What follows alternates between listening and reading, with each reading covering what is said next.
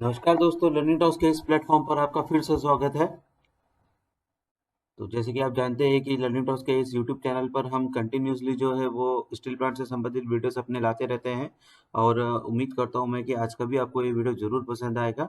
आज के हमारे इस वीडियो में हम शुरू करें इससे पहले मैं आपको ये जानकारी दे दूं कि अभी जो है ब्रेकआउट से संबंधित हमारी कड़ी चल रही है जिसमें हम 2 पार्ट ऑलरेडी आ चुके हैं, ठीक है? और आज जो है हम आगे बात करेंगे उसी ब्रेकआउट्स के बारे में। तो दोस्तों, अगर आप इस चैनल पे नए हैं तो प्लीज़ इसे आप ज़रूर सब्सक्राइब कर लीजिएगा। अगर आपको मेरा वीडियो पसंद आता है, हमारे वीडियो पसंद आते हैं तो इसे शेयर ज़रूर कीजिएगा अपने दोस्तों के साथ, ताकि ये जो जानकारी है ज़्यादा से ज़्यादा लोगों तक पहुँच सके, और इसे लाइक भी ज़रूर कीजिएगा। तो चलिए अब हम आज का वीडियो स्टार्ट करते हैं। इससे पहले कि हम वीडियो स्टार्ट करें, इसके पहले पार्ट 1 और पार्ट 2 भी हम ब्रेकआउट के लेके आए हैं, और उस पार्ट्स में हमने क्या देखा था उसे देख लेते हैं यहाँ पे। तो हमने कुछ फैक्ट्स की बात की थी, हमने अलग-अलग टाइप के ब्रेकआउट्स की बात की थी। ये उस तरीके के ब्रेकआउट है जिसके कारण कि बिलेट के अंदर से जो है लिक्विड मेटल बाहर आने लग जाता है, और उसी तरीके के ब्रेकआउट्स में आपके bleeding, slag breakout, skull, mould tube, sorry mould hanger, flow disturbance और इस तरीके के अलग-अलग ब्रेकआउट के बारे में हमने बात करी थी। तो अब जो है हम इन्हीं ब्रेकआउट्स के बारे में से एक ब्रेकआउट ब्लीडिंग ले लेते हैं और एक जो है वो स्कल ब्रेकआउट लेंगे, और इन 2 ब्रेकआउट्स के बारे में आज बात करेंगे, ठीक है? तो इससे पहले कि हम शुरुआत करें, मैं आपको बता दूं कि हम लोग आज ब्लीडिंग और स्कल के बारे में बात करने वाले हैं। तो चलिए आगे बढ़ते हैं और ब्लीडिंग के बारे में पहले हम जान लेते हैं। आप देख सकते हैं फैक्ट्स में कि ब्लीडिंग का परसेंटेज जो है वो 40% है, और बहुत बार ये ब्रेकआउट होता है। इसलिए इसको ये क्यों होता है और क्यों, कैसे इसको कंट्रोल कर सकते हैं, उसके बारे में हम जानते हैं। तो दोस्तों, ब्लीडिंग, तो जैसे कि ब्लीडिंग नाम से ही पता चलता है, जैसे कि आपने कभी रोजमर्रा के जीवन में भी देखा होगा कि कई बार हमें चोट लग जाने से हमारा खून बाहर निकलने लगता है, तो हम जनरली आम भाषा में बोलता है कि यार बहुत ब्लीडिंग हो गया है, बहुत खून निकल गया है, ठीक है? तो इसी तरीके से जब बिलेट के अंदर में से लिक्विड जो है वो बाहर निकलने लग जाता है, मेटल, लिक्विड मेटल जो है वो सॉलिड शेल को तोड़ के जब बाहर निकलने लग जाता है, तो उसे हम लोग ब्लीडिंग कहते हैं। तो bleeding means the outcome of the liquid metal from the shell which is formed in the mould tube. तो मोल्ड ट्यूब के अंदर में जो हमारी लिक्विड शेल जो बना, सॉलिड शेल जो बना हुआ है लिक्विड से, वो जब टूटने लग जाता है, और उस टूट के उसके कारण में जब उससे लिक्विड मेटल बाहर निकलने जब लग जाता है, तो उसे हम जनरली क्या कहते हैं, ब्लीडिंग कहते हैं। यही ब्लीडिंग जो है आपका मोल्ड ट्यूब के जस्ट बॉटम में से बाहर निकलने लगता है, ठीक है? तो उस समय में जैसे कि आपका ये ब्रेकआउट हुआ, उसे हम कहते हैं ब्लीडिंग ब्रेकआउट। अब ब्लीडिंग कैसा, ब्लीडिंग इज वेरी हैजर्डस, ठीक है, and can damage various part of machine with in apron area. ये आप भी जानते हैं दोस्तों बहुत अच्छे तरीके से कि ब्लीडिंग जो है वो बहुत ही बोलना चाहिए कि डेंजर या खतरनाक ब्रेकआउट होता है। कई बार ब्लीडिंग इस तरीके से हो जाता है कि वो हमारे मशीन के कई सारे पार्ट्स को जो है अंदर में डैमेज कर देता है या जला देता है, ठीक है, और उसके कारण हमको बहुत सारा लॉस भी हो जाता है, ठीक है। The outcome of the liquid metal is from the shell is by the pulling forces exerted on a thin strand by the pinch roll. It is when the shell is stuck to the mold face. देखिए क्या होता है, हमारी casting चल रही है, casting चल रही है, इसका मतलब ये है कि हमारे विड्रॉल्स के वहाँ पे जो रोलर्स लगे हुए हैं वो कंटिन्यूसली आपके बिलेट को जो है बाहर की तरफ में विड्रॉ कर रहे हैं। इसका मतलब जो है आपका कास्टिंग जो है वो चलते जा रहा है, ठीक है? अचानक से क्या होता है, अचानक से कई बार ऐसा हो जाता है कि जो भी सारी वजह जिसके कारण में ब्लीडिंग हो सकती है, वो वजह जैसे ही आती है और अंदर से लिक्विड मेटल के अंदर से बाहर की तरफ में एक फोर्स जो लगता है, ठीक है, तो वो फेरोस्टैटिक प्रेशर भी उसे बोल सकते हैं।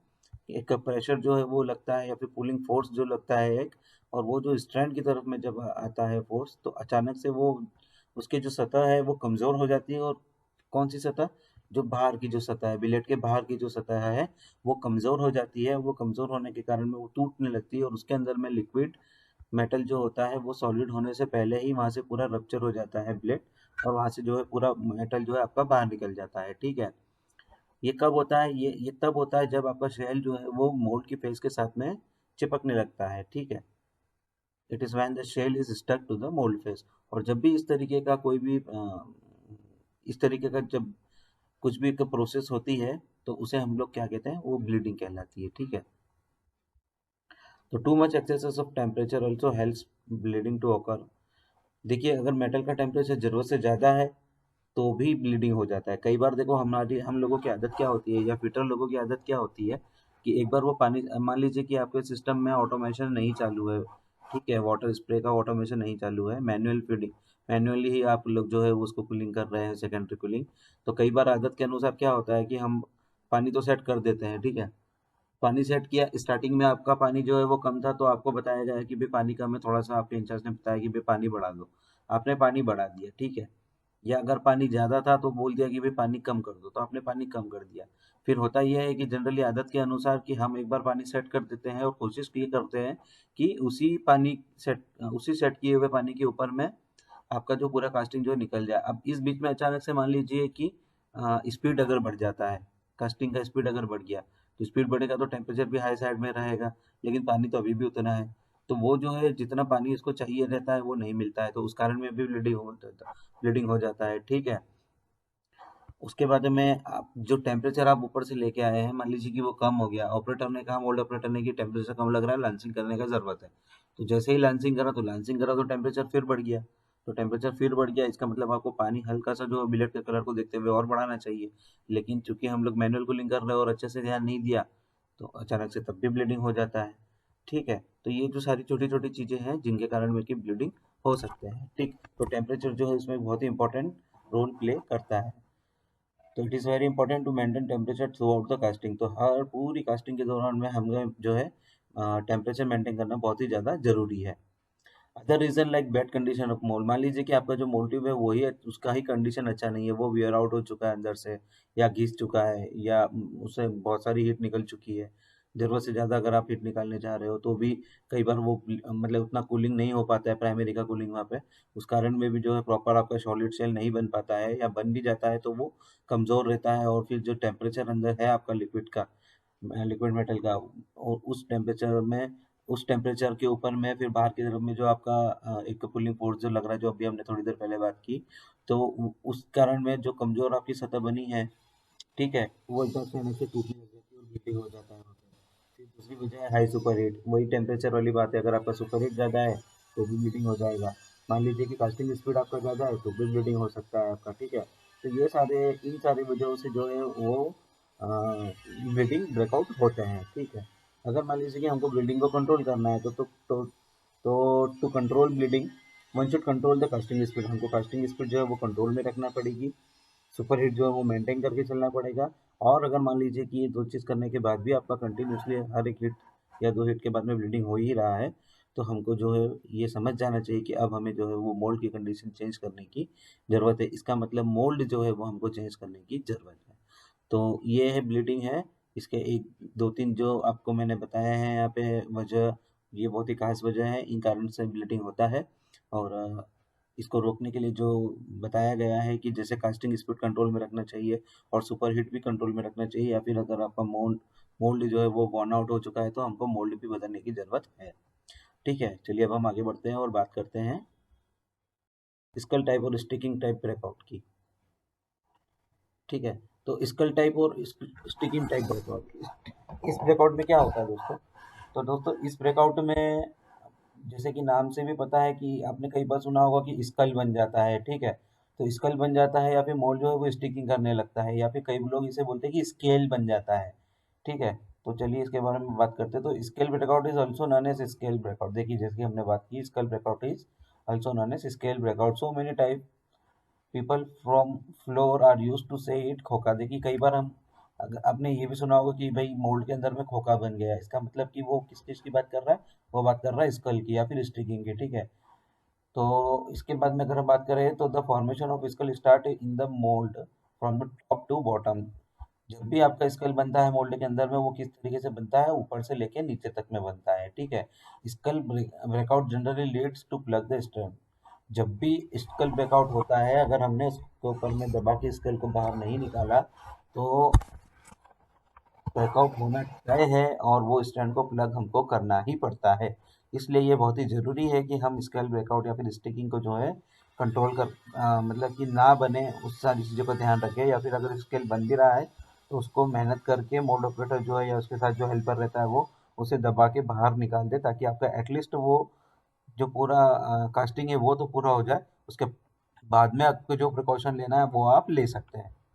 तो the main reason of this is improper lubrication within the mould. देखिए सबसे मेन रीजन जो है इसका वो ये है कि मोल्ड के अंदर में प्रॉपर लुब्रिकेशन नहीं हो रहा। अब आप बोलेंगे साहब हम तो बहुत सारे लुब्रिकेशन करते, बहुत सारे कास्टिंग पाउडर डालते हैं। तो नहीं, ऐसा नहीं है। जो आप कास्टिंग पाउडर डाल रहे हो सकता है कास्टिंग पाउडर आप जिस स्पीड पे चला रहे हो या फिर जिस कंपोजिशन का माल आप चला रहे हो उसके लिए सूटेबल नहीं है। ठीक है, तो उस कारण भी जो है वो स्टिकिंग होने लगता है या फिर स्केल बनाने लगता है। तो लुब्रिकेशन जो है बहुत ही मेन फैक्टर है, इसके जानना बहुत ही जरूरी है। ये जानना बहुत ही जरूरी है कि हम किस स्पीड पे कास्टर को ऑपरेट कर रहे हैं और किस कंपोजिशन का हमारा माल चल रहा है। ठीक है, और इसके बाद में बारी आती है लुब्रिकेशन में कि मान लीजिए कि लुब्रिकेशन आप कास्टिंग पाउडर से कर रहे हैं तो आपको कास्टिंग पाउडर जो है वो बहुत ही गर्म भी रखना पड़ेगा। ठीक, in this type of breakout the lower part of the shell continuously withdrawal while the upper part remains stuck. देखिए इसमें क्या होता क्या है, खोखा बनता कैसे है। खोखा इस तरीके से बनता है कि आप तो कंटिन्यूसली कास्टिंग चलाते हो, जैसे कि अभी हमने बात किया कि भाई इसमें हाँ, जब स्कल बनना स्टार्ट होता है वो मोल्ड में टॉप की तरफ से होता है। इसका मतलब ये हो गया कि आपका जो मेनिस्कस है वहां से जो इसका फॉर्मेशन स्टार्ट हो जाता है। अब नीचे से तो आपका कास्टिंग चालू हुई है, विड्रॉल जो है वो आपका कंटिन्यूसली आपके बिलेट को खींच ही रहा है। ठीक है, तो होता ऐसा ही है कि ऊपर से वो चिपकने लग जाता है और नीचे से आपका विड्रॉल खींचते चला जाता है। ठीक है, तो एक कंडीशन ऐसी बनती है कि ऊपर से वो स्कल बनना स्टार्ट हो जाता है और नीचे आके एकदम से फिर वो ब्रेकआउट कर देता है। ठीक है, जैसे ही वो पूरी तरीके से मोल्ड में ऊपर से लेके नीचे तक पूरी तरीके से वो स्टक हो जाता है, चिपक जाता है मोल्ड मोल्ड ट्यूब की इनर सरफेस के साथ में, तो उसके बाद में जो है वो ब्रेकआउट स्टार्ट हो जाता है। ठीक है, तो इस ब्रेकआउट में जो हम ऐसा बोल सकते हैं कि जो लोअर पार्ट है मोल्ड ट्यूब का, जो लोअर पार्ट है वहां से फिलेट आपका कंटिन्यूसली विड्रॉ होता रहता है, कंटिन्यूसली चलता रहता है। लेकिन आपका जो ऊपर वाला भाग है उसके अंदर में जो बिलेट आपका जो लिक्विड मेटल जो है वो मोल्ड को पकड़ना शुरू कर देता है और वो धीरे धीरे जो है स्कल में कन्वर्ट हो जाता है। और एक समय ऐसा आता है कि पूरा मोल्ड में पूरा मोल्ड जो स्टिकिंग हो जाता है, पूरा स्केल बना लेता है और लास्ट में वो तोड़ देता है। ठीक है, तो there are other factors too which can be a reason of scale formation which are. देखिए कुछ और फैक्टर्स है जिसके कारण में कि स्कल जो है वो बनता है, वो क्या है हम देख लेते हैं एक बार। तो लिखा हुआ है कि इनसफिशिएंट लुब्रिकेशन। ठीक है, अगर जैसे कि अभी हमने बात की कि भाई मान लीजिए कि लुब्रिकेशन तो हम कर रहे हैं लेकिन बराबर से लुब्रिकेशन नहीं हो रहा है। ठीक है, तो वो भी एक वजह हो सकती है। Bad quality of lubrication powder oil. मान लीजिए कि हम लुब्रिकेशन कर रहे हैं, जो पाउडर यूज कर रहे हैं उसकी क्वालिटी ही अच्छी नहीं। हम भर भर के कास्टिंग पाउडर डाल रहे हैं लेकिन उसकी क्वालिटी ही अच्छी नहीं है। इसका मतलब क्या हुआ कि हम जो ग्रेड बना रहे हैं या फिर हम जो जिस टेम्परेचर पे हम लोग कास्टिंग को लेके जा रहे हैं, जिस स्पीड पे हम लोग कास्टर चला रहे हैं उसके हिसाब से मान लीजिए कि मोल्ड कास्टिंग पाउडर की क्वालिटी ही सही नहीं है, तो भी जो है ये प्रॉब्लम हो सकता है। इसके बाद में worn out of mould tube. मान लीजिए कि आपका मोल्ड जो है वो अंदर से घिसा हुआ है। ठीक है, तो worn आउट हो चुका है, मतलब खराब हो चुका है मोल्ड। तो उस कारण में भी कई बार जो है वो स्कल बनाने लगता है। ठीक है, इम्प्रॉपर टेपर ऑफ मोल्ड। मान लीजिए कि आपने जो, ये एक बहुत इंपॉर्टेंट टर्म है इम्प्रॉपर टेपर ऑफ मोल्ड, इसके ऊपर में हम एक अलग से वीडियो जरूर लेके आएंगे क्योंकि मोल्ड का टेपर सही होना बहुत बहुत बहुत ज़्यादा जरूरी है। अगर टेपर सही नहीं रहेगा मोल्ड का तो उसके कारण में भी स्टिकिंग ब्रेकआउट, स्कल ब्रेकआउट और भी दूसरे तरीके के ब्रेकआउट हो सकते हैं। ठीक है, तो इम्प्रॉपर टेपर ऑफ मोल्ड, तो मोल्ड का टेपर होना भी बहुत टेपर सही होना भी बहुत ही ज़्यादा जरूरी होता है। ठीक, जनरली टेपर पे इंचार्ज लोग या मैनेजर लोग ज़्यादा ध्यान नहीं देते हैं, बट ये भी एक बहुत ज़्यादा इम्पोर्टेंट टर्म है। Level fluctuation with in the mould. मान लीजिए कि हमने ऊपर से 150 mm छोड़ के लेवल चला रहे हैं। ठीक है, और फिर बार बार जो है एक बार लेवल 150 चला रहे हैं फिर अचानक से 250 हो गया, फिर मान लीजिए वापस से 100 कर दिया, फिर 200 हो गया, फिर 150 कर दिया। तो इस तरीके से जब लेवल फ्लक्चुएशन होता है तो उस कारण से भी जो है मोल्ड जो स्टिकिंग करने लगता है। ठीक है, स्केल बनाने लगता है।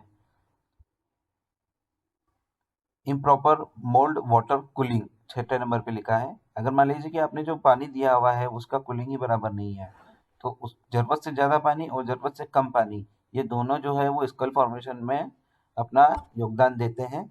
इसलिए उतना ही पानी चलाए जितना ज़रूरत है और डेल्टा जो है उसको हमेशा मेंटेन करके रखें। डेल्टा कितना होना चाहिए, किस रेंज में होना चाहिए, इस पे ऑलरेडी हमने पहले बात की है। उसके लिए आप हमारा प्राइमरी वाला वीडियो देख सकते हैं, प्राइमरी वाटर कूलिंग वाला, ठीक है। तो मोल्ड कूलिंग का बराबर होना भी बहुत ज़्यादा ज़रूरी है। हाई कास्टिंग स्पीड, जैसे अभी हमने बात किया कि ज़रूरत से ज़्यादा अगर हाई कास्टिंग स्पीड चल रही है, उसके कारण में भी कई बार ऐसा हो जाता है कि स्कल बन जाता है, ठीक है। या फिर मशीन के अंदर में वाइब्रेशन हो, या फिर आपका मशीन का डिज़ाइन ही सही नहीं हो, ठीक है। तो जनरली ये वाला जो फैक्टर है कि भाई वाइब्रेशन है मशीन में या फिर डिज़ाइन सही नहीं है, ये तो बहुत कम टाइम पे ऐसा होता है, लेकिन हाँ, ये भी एक फैक्टर हो सकता है। तो अभी हमने जो बात की है, if you take care of all above mention factor we can control और मिनिमाइज दिस ब्रेकआउट। मान लीजिए कि हम बराबर से लुब्रिकेशन करेंगे, सफिशिएंट लुब्रिकेशन करेंगे, जितनी ज़रूरत है उतनी, विच चीज़ का हम यूज़ कर रहे हैं लुब्रिकेशन के लिए, ऑयल का या कास्टिंग पाउडर का, उसका टेम्परेचर हम बराबर रखेंगे, आपका मोल्ड ट्यूब भी सही है, टेपर भी आपका सही है, लेवल में फ्लक्चुएशन भी नहीं हो रहा है, कूलिंग भी आपने बराबर किया हुआ है, मशीन के पैरामीटर्स भी आपका सही है, स्पीड भी आपने अपने कंट्रोल में रखा हुआ है। तो इन सारी चीज़ों को अगर आप ध्यान में रखते हुए अगर कास्टिंग का ऑपरेट करेंगे, तो आपका स्कल फॉर्मेशन या स्टिकिंग ब्रेकआउट जो है, उस पे आप हम कंट्रोल कर सकते हैं। फिर भी अगर इन सब चीज़ों के बावजूद भी अगर स्टिकिंग ब्रेकआउट कंट्रोल नहीं हो रहा है, तो हम कंसर्न इंजीनियर जो है उससे एक बार बात कर सकते हैं। तो आज के वीडियो में इतना ही, ऑलरेडी 16-17 मिनट का ये वीडियो हो चुका है दोस्तों। तो अगले जो वीडियो है उसमें हम आगे का लेके आएंगे, आगे के बारे में बात करेंगे। तो आई होप कि आपको आज का हमारा ये वीडियो ज़रूर पसंद आया होगा और आप इसे ज़रूर शेयर करेंगे। तो अब इस वीडियो को अगर कुछ समझ में नहीं आया या इससे संबंधित कोई और सवाल है, तो आप कमेंट में हमसे ज़रूर पूछ सकते हैं। फॉर वॉचिंग, आपको हमारा आज का ये वीडियो कैसा लगा, आप हमें ज़रूर बताइएगा। अगर आपको वीडियो अच्छा लगा हो तो इसे लाइक ज़रूर कीजिएगा, शेयर ज़रूर कीजिएगा और कमेंट में हमें जानकारी ज़रूर दीजिएगा। थैंक यू दोस्तों, धन्यवाद, बाय बाय।